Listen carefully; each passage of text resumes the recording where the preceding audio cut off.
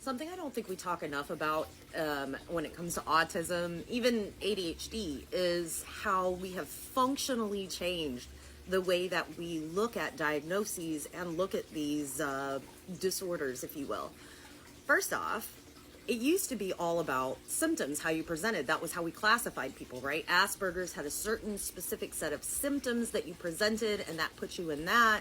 And then there were different, hyperlexia has a very specific set of symptoms that they present with. They can draw words and shapes and stuff, and even if they don't understand it, blah, blah, blah.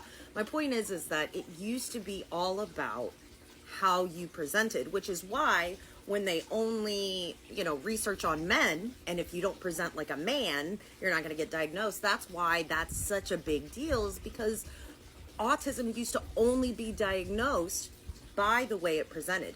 Now, it presents totally different in men and women than it does, I guess, humans and plants? I don't know where I was going with that. But it presents completely different.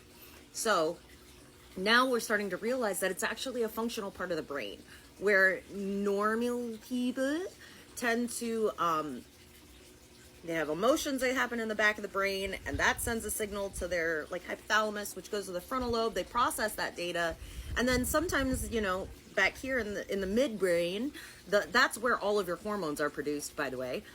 It'll hijack that, right? That's why a lot of times you can have a reaction that you didn't even think about, an emotional, physical, your adrenal axis, for example, that'll get turned on without you physically saying, I am in danger, I need my hormones.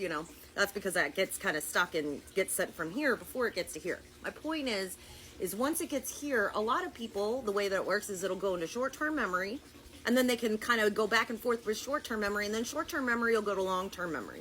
Now, we don't do that. Our frontal lobe is almost weirdly disconnected, and we can pull data from short and long term, and our short-term memory doesn't work the same way as yours. We actually don't write memories the same way.